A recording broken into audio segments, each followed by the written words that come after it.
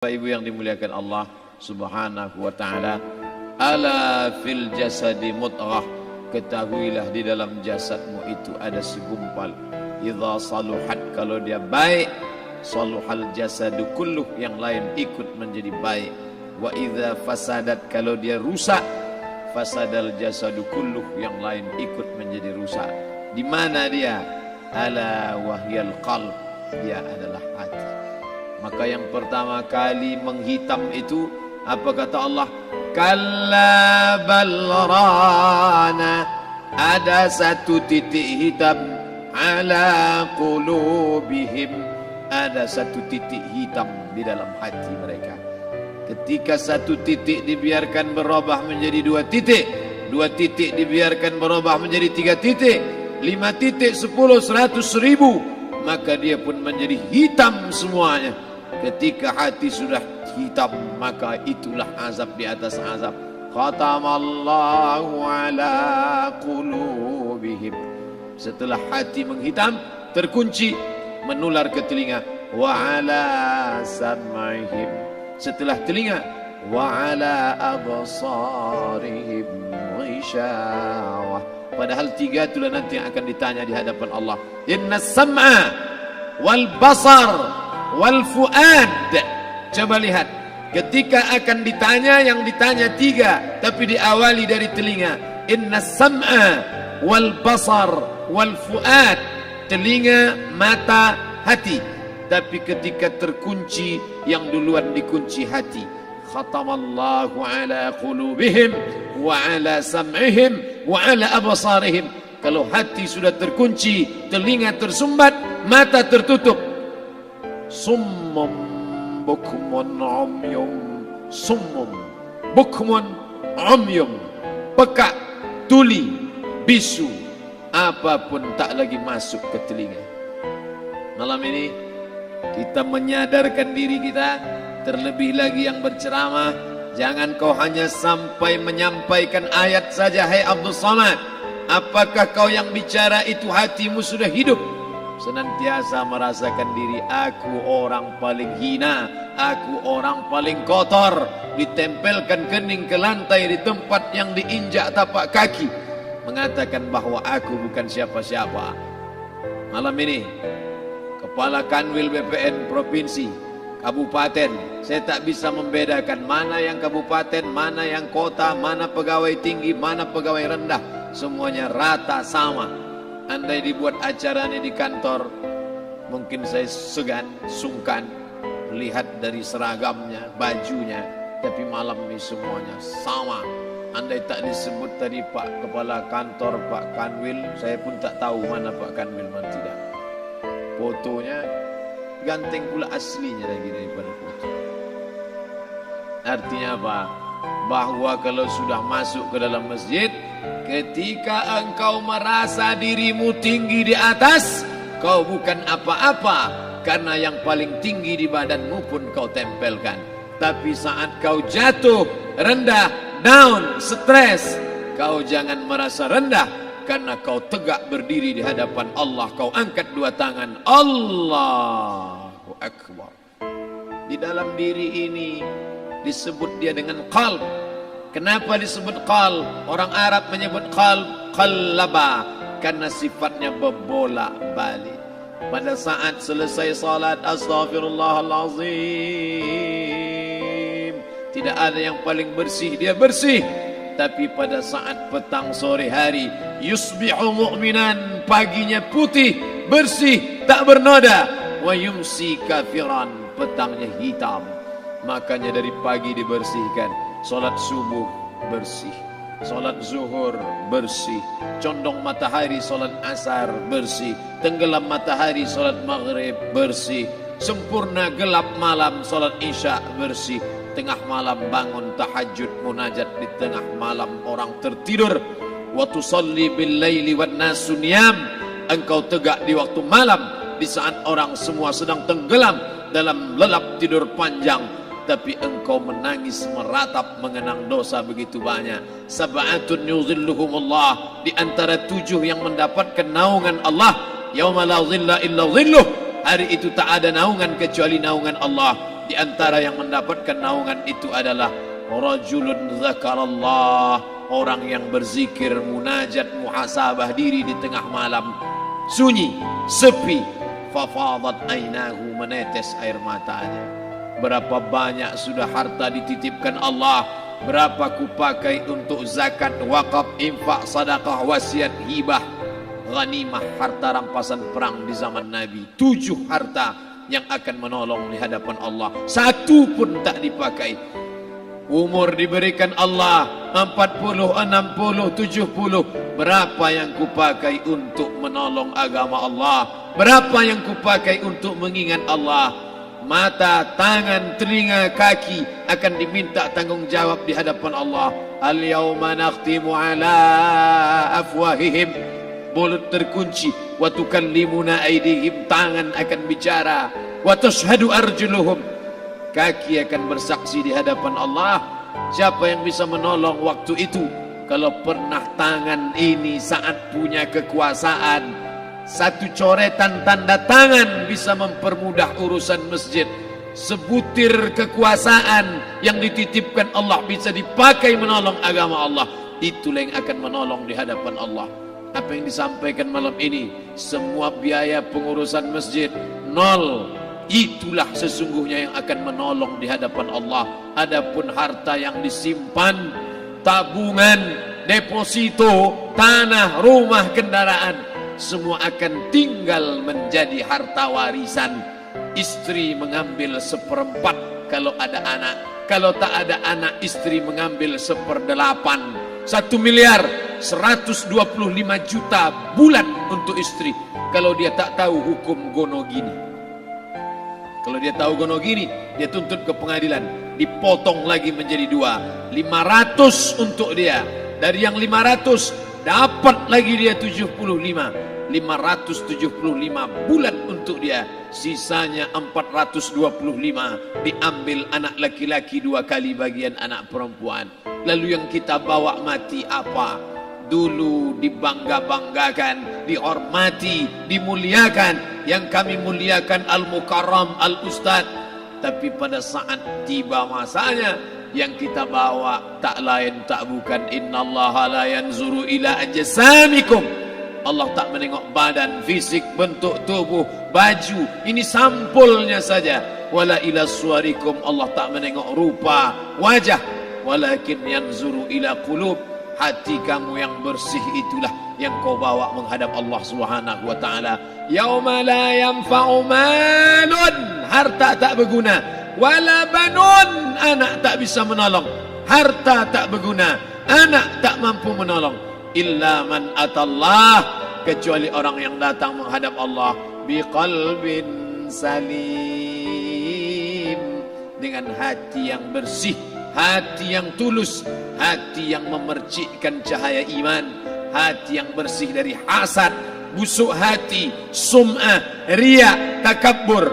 Itulah yang menolong di hadapan Allah Subhanahu wa taala. Tulang, kulu, kulit, darah, lemak, sumsum akan menjadi santapan cacing tanah. Begitu besok pagi pintu kamar tak bisa diketuk, istri bolak-balik membangunkan tak terjaga, dipegang pipi sudah sejuk macam es batu, tanda jantung tak lagi berdetak, maka darah mulai berubah menjadi nanah, busuk. 1, 2, 3 hari kalau tidak disuntik formalin, jasad paling busuk jasad manusia, karena semua dia makan herbivora, tanaman saja. Tapi kita ini omnivora, semua masuk. Maka begitu mati, paling bagus orang Islam paling cepat dikuburkan. Selesai acara pemakaman, habiskah masalah, muncul masalah baru. Disitulah kita baru sadar. Apa kata Imam Ali radhiyallahu an? An-nasu niyam. Semua manusia waktu hidup itu tidur. Bapak tidur, ibu tidur, saya tidur. Semua orang waktu hidup itu tidur. Falamma matu, ketika dia mati, disitulah dia baru terjaga dari tidur panjang. Saat Israel mencabut nyawa, ditarikkannya adalah satu centapan yang kuat. Disitulah kita baru terjaga dari tidur panjang. Betapa aku meninggalkan salat, betapa aku tak berzakat, betapa dulu kekuasaan, aku lulus umur 30, pensiun 58, 28 tahun apapun tak pernah kubuat untuk agama. Sibuk membesarkan anak, sibuk mengurus warisan. Anak pun tak ingat dengan kita karena kita lupa menanamkan pendidikan agama di dalam otak kepalanya.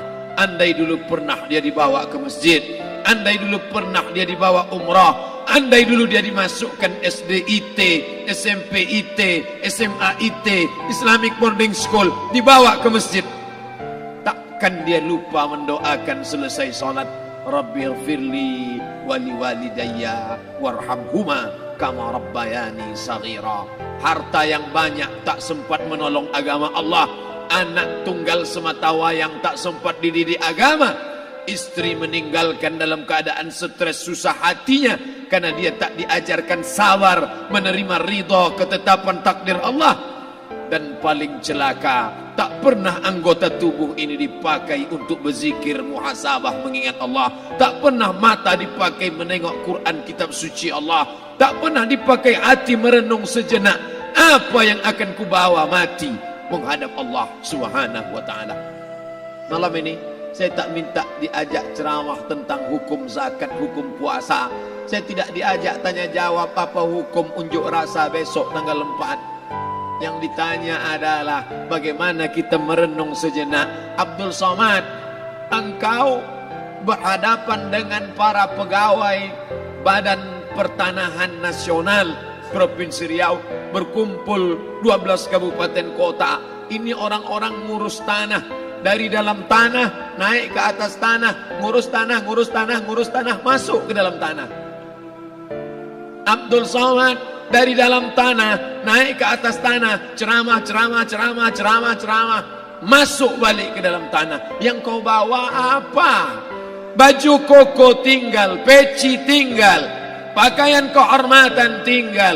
Yang tentara belum pernah saya diundang. Ustadz besok datang takziah, bapak anu tentara meninggal, tahu-tahu kain kapannya loreng. Tak ada. Yang kau bawa kain tidak berjahit, disobek, kerak. Itu yang akan menyampul kulitmu yang selama ini kau dimandikan, dibersihkan oleh ibumu dulu 60 tahun yang lalu. Sampai masanya kau lupa kapan kau dimandikan dulu. Sekarang ruh melihat, disebut dia ruh karena dia roha ya ruhu ruh, seperti aroma semerbak yang datang pergi hinggap. Ruh sampai masanya dia datang masuk ke dalam jasad, ruh sampai masanya dia pergi meninggalkan jasad. Malam ini dimuliakan Al-Mukarram Haji Abdul Somad LCMA. Kenapa Abdul Somad ini dimuliakan? Karena ruh hinggap sejenak sebentar, sampai masanya besok pagi dia ruh keluar dari dalam tubuh ini. Anak yang katanya ayahku sayang, istri katanya kaulah abang, sampai masanya mereka tak lagi mau mendekat. Rumah itu saya yang buat, saya yang mengukurnya. Tapi begitu ruh sudah keluar dari badan, tidak satu pun semeter, sesenti, sejengkal, seasta ada tempat di rumah itu untuk jenazah bernama jenazah Abdul Somad. Dulu orang bertanya, rumah Ustadz Somad di mana? Hari ini orang tidak lagi bertanya, tak lagi menyebut nama. Orang sudah mengatakan kuburnya mana. Dulu kalau dia masuk masjid, didatangi orang, disalami orang, mahasiswa, anak-anak, remaja mencium tangannya sebagai tanda hormat. Tapi begitu diletakkan keranda, kita akan sholat jenazah nanti selepas sholat zuhur. Apa kata orang? Letakkan di tepi sana, letakkan di tepi sana. Tak satu pun mau mendekat, letakkan dia di sana. Bahkan sebagian mengatakan dalam masjid, letakkan dia di luar. Dia tidak disebut engkau yang mulia, tidak digunakan kata ganti orang langsung. Letakkan dia di sana. Bahkan sebagian tak lagi, padahal tempat paling mulia sebelah kanan, orang tak lagi mau di kanan, mulai dia menjauh ke kiri. Kenapa kau ke sana? Takut aku mimpi hantu nanti malam. Mana kawan, sahabat andai tolan, anak menantu, teman sekantor, semuanya pergi meninggalkan. Yang tetap dibawa, kalau pernah kaki melangkah salat berjamaah di masjid, kalau pernah tangan mengusap kepala anak yatim, kalau pernah tangan mengucap subhanallah. Nanti di akhir tausiah kita akan berzikir, munajat, muhasabah diri, berdoa, mengenang apa yang akan kita bawa menghadap Allah Subhanahu wa taala. Datang malaikat membawa kain kafan dari cahaya, akan menyambut ruh yang mulia. Hadis riwayat Ahmad bin Ambal dalam kitab Al-Musnad, turun malaikat berlomba-lomba membawa kain putih dari cahaya, menunggu ruh akan keluar. Ruh menetes seperti embun di ujung daun. Daun tidak bergoyang, ranting tidak patah. Ruh menetes pelan turun ke dalam kain kafan, dibawa malaikat ke pintu langit. Tak sabar mereka menyambut. Inikah dia yang selama ini berjamaah? Inikah yang dulu ketika dititipkan kekuasaan menolong agama Allah? Kam min masyhurin fil ardi walam yakun ma'rufan fis sama. Berapa banyak yang masyhur terkenal di bumi, malaikat tak mengenal dia. Ini roh siapa? Tapi ini bukan LCMA, dia bukan ustaz, dia bukan ulama, tapi imannya dalam. Kekuasaan dipakai menolong agama Allah. Ruhnya keluar di bawah. Semua malaikat mengucapkan salam. Inilah orang yang selama ini kami tunggu-tunggu. Catatannya sudah lama. Setiap pagi petang malaikat subuh membawa catatan namanya, malaikat malam membawa catatan namanya. Kami merindukannya. Begitu orang-orang yang masyhur di langit tapi tak dikenal makhluk bumi. Tapi ada sebaliknya, yang rohnya disentapkan, ditarik malaikat dengan begitu tarikan yang sangat kuat. Nabi bertanya saat Isra Mi'raj kepada mereka yang sudah mati ribuan tahun yang lalu, apa yang kalian rasakan? Yang satu mengatakan seperti tebasan pedang di tempat yang sama beratus kali. Yang satu mengatakan seperti kambing yang dikuliti hidup-hidup. Yang satu mengatakan seperti mata kail pancing ditarik dari kulit yang basah. Maka kita berdoa setiap selesai salat, Allahumma hawwin alaina, ringankan kami ya Allah, fi sakaratil maut, di saat sakaratul maut yang amat sangat menyakitkan itu. Dan mereka yang pergi tak pernah kembali, mereka yang mati tak pernah bercerita kecuali hanya kepada Sayyidina wa Maulana Muhammad sallallahu alaihi wasallam. Di saat malam pertama di tempat yang gelap, di tempat yang tak pernah diimpikan oleh orang, tapi kita tetap melewati dan merasakannya. Perlahan-lahan cacing tanah, ular-ulat kalajengking akan menggerogoti kulit yang selama ini dimandikan, selama ini dipakaikan sampo yang mahal, selama ini dioleskan pelembab yang lembut. Tapi ternyata sebelum roh keluar jasad, setelah keluar dia hanya akan menjadi santapan cacing tanah. Hancur berkeping hari demi hari. Yang pertama kali membusuk adalah mata, karena dia berisi cairan. Cairan ini mengering, busuk dan berlubang. Lalu kemudian usus sebulan di dalam tanah. Mulai dia menggelembung masuk angin dan dia meletus pecah. Cacing-cacing tanah mulai datang menggerogoti, memakan. Habis lemak, tulang, kulit, bulu, sumsum, darah, jantung, empedu, limpa, buah pinggang. Habis semuanya, tinggal tulang-tulang yang memutih, dimakan oleh tanah, ditelan oleh massa, sampai akhirnya Asi bin Wa'il membawa tulang yang kering itu kepada Nabi Muhammad, baginda Sayyidina wa Maulana Muhammad. Ya Muhammad, ayuhi rabbuka hadzal izam, sanggupkah Tuhanmu menghidupkan tulang yang kering ini? Nabi diam tak menjawab, sampai akhirnya datang Jibril alaihi salam membawakan wahyu. Qul, katakan kepada dia. Ayat ini dibaca malam Jumat. Bapak Ibu semua hafal, kita baca Qul yuhyiha allazi ansha'aha awwala marrah wa huwa bikulli khalqin alim. Jangan lupa subscribe, like and share.